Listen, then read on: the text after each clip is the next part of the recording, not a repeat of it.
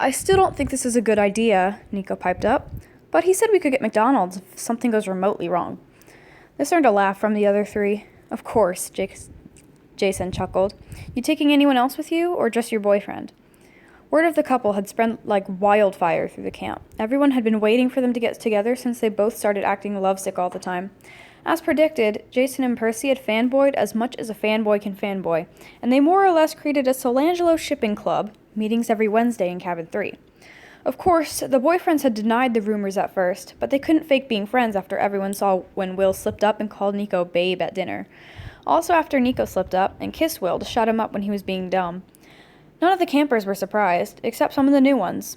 One of the new campers, Ray Miller, who just so happened to be a demigirl child of Apollo, completely supported their half-brother, but teased the couple relentlessly whenever they could. They also swore on the sticks that they would fight any camper who were against the two, and Nico if he broke Will's heart. Nico liked that kid. No, Will answered Jason's question. Only Neeks is coming. I don't want my mom to have to take care of 8 demigods that may or may not have to save the world again. Fair enough, replied Jason, aiming another arrow and missing the target completely. This time, however, he simply cursed, stopped the arrow in midair, turned it around, and shot it in the target with the help of the wind. Bullseye, he shouted. Piper made a comment, making Jason mutter to himself about stupid arrows and targets. Will chuckled and grabbed Nico's hand. Come on, Death Boy, let's get you packed up. What did I say about dragging me places? Solus, stop! Ow! Piper and Jason watched the couple make their way back to Cabin 13, one of them struggling and the other being Will.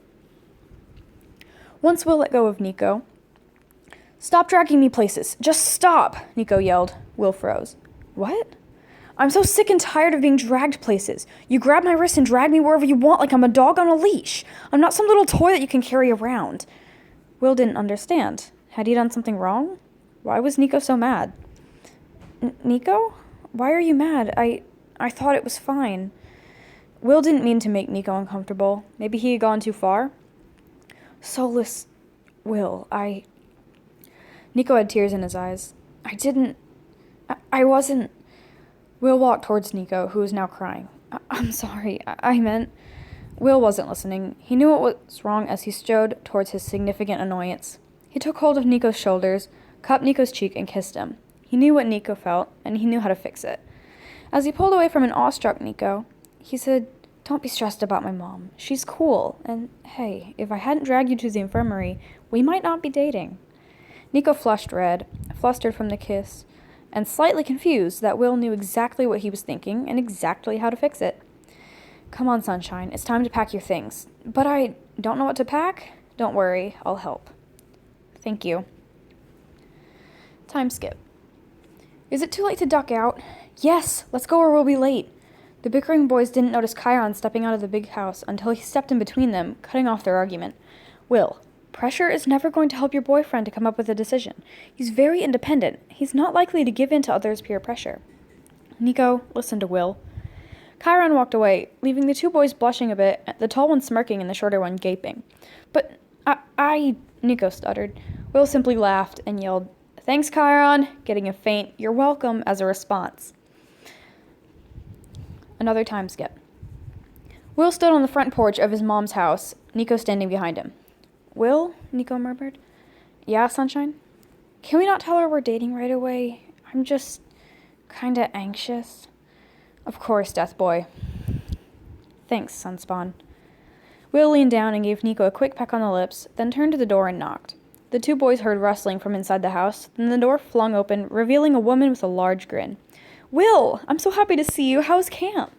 How was the ride up here? Then she saw the darker-clad boy. Hey, you must be Nico. Will has told me so much about you. Nico noticed she had a bit more of a southern drawl than Will. Come on in. We need to decorate the tree. I was waiting for y'all before I started. Will laughed. You started already, though, didn't you? Naomi fake pouted.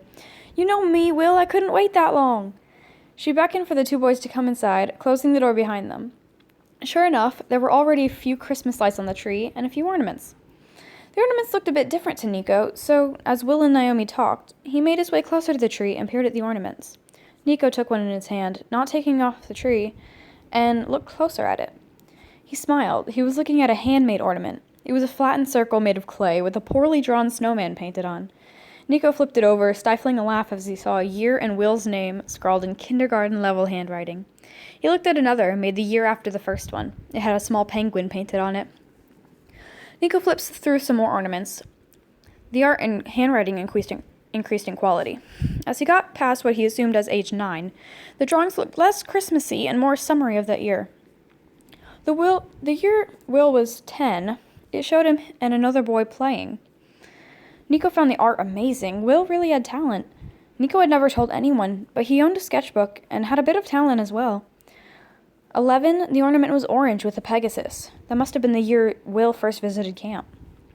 12, Will had held hands with a boy, who looked like the boy drawn on year 10 on a rainbow background. 13, a silhouette of a boy inside a heart. 14, a drawing of Will, Kayla, and Austin with their arms draped around each other, all three of them laughing. 15 was a drawing of Nico. Nico felt his face heating up, then a hand on his shoulder. He looked behind him, meeting Naomi's eyes. They sparkled as she looked at the handmade ornaments. Will loves making ornaments, she said, and one year he had the idea to put the biggest event of his year on his ornament. His friends, camp, his crushes. Nico's face turned redder, but Naomi didn't notice. His number one goal last year was to talk to you, try to be your friend. Will came up on Nico's other side and pitched into the story. Yeah, I said, Mom, I'm going to try to be Nico's friend. He's really brave, but he pushes everyone away. I think he just needs a friend, and I'm going to try until I'm his best friend. Naomi laughed. What are you going to draw this year, Will? Can't tell. You know the rules. I paint the ornament, then I show you and surprise you. Oh, I know, but I'm not good at waiting. Then Naomi gasped, Nico, you should make an ornament too. Will thought this was a great idea, though Nico insisted he shouldn't. This was Will and his mom's tradition. He didn't want to ruin it, but Naomi and Will both agreed it would make the holiday better. So Nico reluctantly agreed. The trio put the rest of the ornaments up, some made by Will and some by his mom. Finally, Nico picked up an ornament that didn't look handmade. What's this one?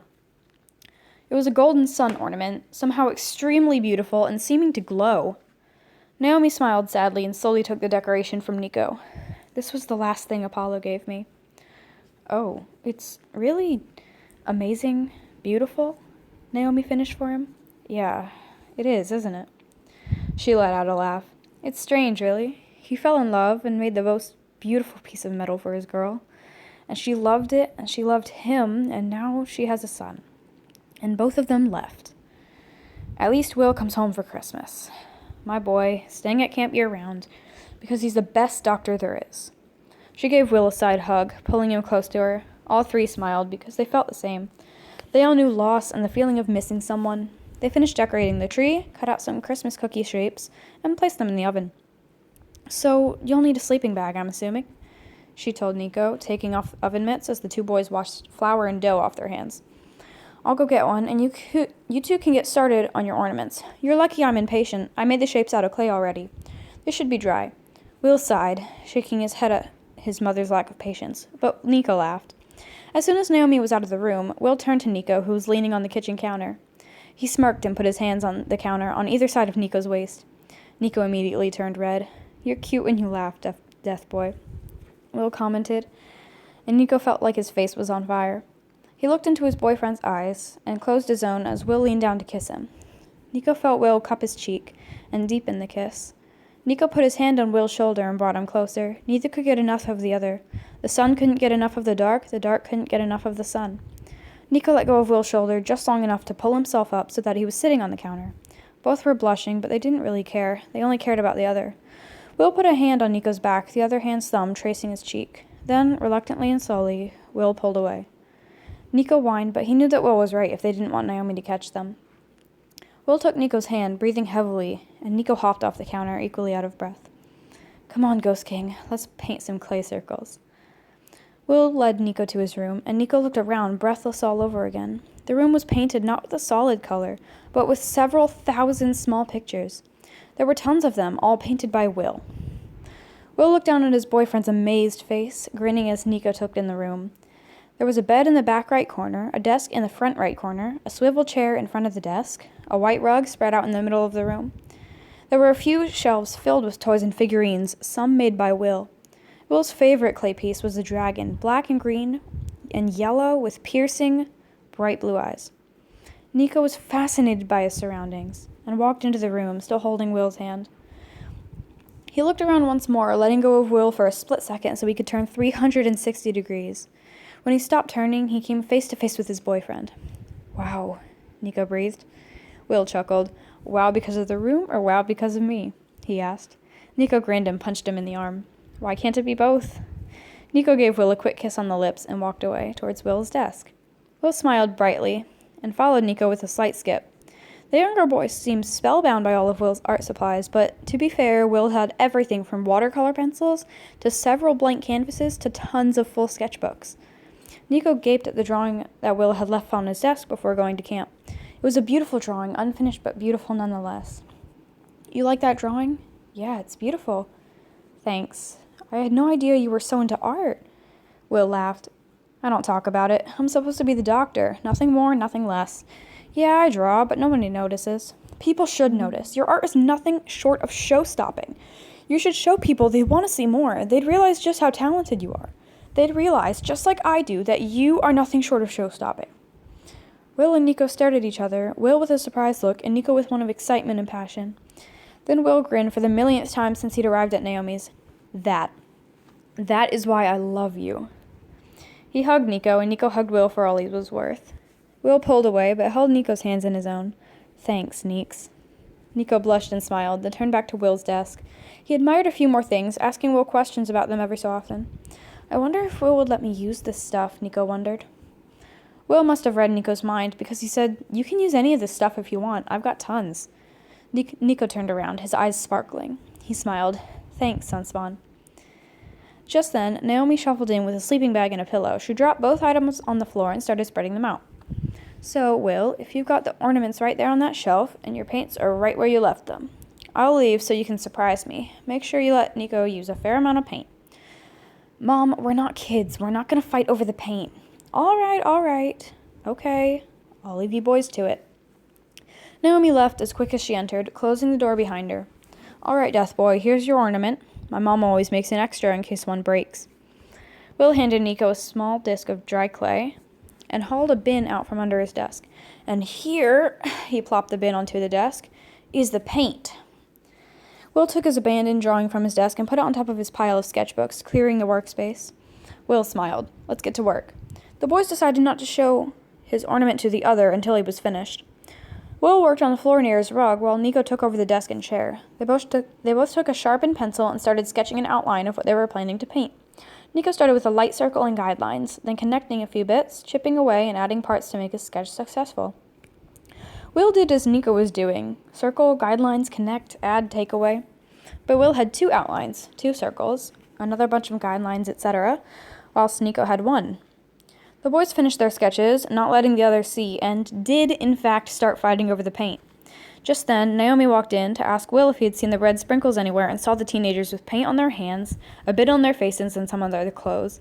She burst out laughing, earning a few laughs and some embarrassed blushing from the boys. Naomi suggested they clean off after they finished painting, just in case there was another paint war, consisting of, I need this paint. I thought you loved me. I do love you, but you don't need this paint as much as I do. Yes, I do. Gimme. And a fair amount of pushing. It was like they were betrayed lovers and 5-year-olds at the same time. After the paint war, after Naomi left the room on her epic quest for red sprinkles, the 2 teenagers continued painting, occasionally fighting over the thinnest brush for outlining or small details. They were careful not to look at the other's ornament while they fought because, they loved each other. When they were finished, Nico decided they couldn't show each other or Naomi until they were dry. That way they could put them on the tree immediately. Will, to Naomi's dismay, agreed. She childishly complained about the patience and how she seemed to lack it. The 3 laughed and joked and decorated cookies. Nico seemed more comfortable around Naomi than he had been, and that made Will smile more. He loved how Nico looked when he was happy, when he laughed and joked and got icing on his hands. He loved Nico.